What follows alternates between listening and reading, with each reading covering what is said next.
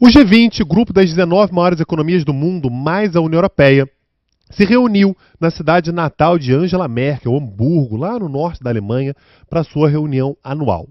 Antes de mais nada, o que é exatamente o G20? O G20 foi criado no ano de 1999 para reunir as economias mais relevantes do mundo com o objetivo de discutir os rumos da economia mundial. A princípio, tinha uma posição quase que subalterna ao G7, ou G8 na época, porque a Rússia ainda participava dessas reuniões, mas principalmente depois da crise de 2008, que acabou enfraquecendo bastante exatamente as economias do G7, o G20 acabou ganhando muita proeminência, principalmente a partir do momento em que passou a ter reuniões de cúpula. Até o ano de 2008, as reuniões eram apenas em nível ministerial, mas de 2008 para cá passou a ser uma tradição ter encontros que envolvem chefes de Estado e chefes de governo. Portanto, essa reunião que aconteceu em Hamburgo, ela tinha por objetivo exatamente voltar a colocar esses chefes de Estado em contato. E ela acaba tendo uma importância bastante grande porque ela é quase que uma apresentação ao mundo, por exemplo, de chefes de Estado que nunca participaram de reuniões desse tipo. Esse ano agora tivemos, por exemplo, a inauguração, a primeira participação do chefe de Estado da França, que é o Emmanuel Macron, e do chefe de Estado dos Estados Unidos, que é o Donald Trump, o que não é pouca coisa. Afinal de contas, eles estão dando os rumos da política nos Estados Unidos e na França, que é muito influente no contexto europeu. Nem sempre as reuniões de G20 elas têm grandes acordos sendo firmados.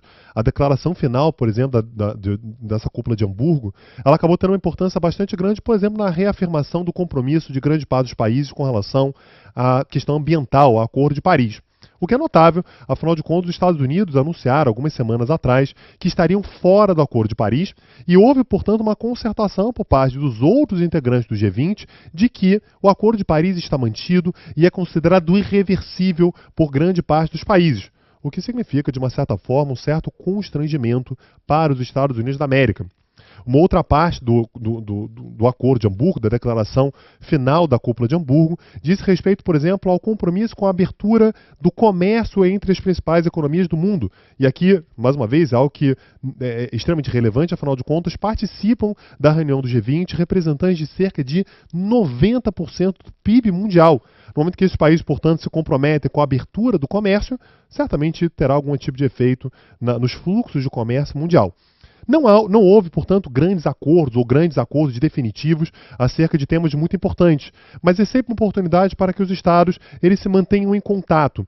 É um grupo de estados muito forte e foi exatamente por isso que houve um certo desconforto a partir do momento em que Michel Temer anunciou que não iria para o G20, a ponto de ele voltar atrás, ir para o G20, mas no momento no qual a agenda dos demais chefes de Estado já estava tomada e, portanto, a agenda de Michel Temer no G20 acabou sendo uma agenda bastante esvaziada. O que é uma pena no momento em que o Brasil ele tenta buscar credibilidade internacional em meio à sua crise econômica e política, e uma oportunidade como essa acabou sendo, infelizmente, perdida.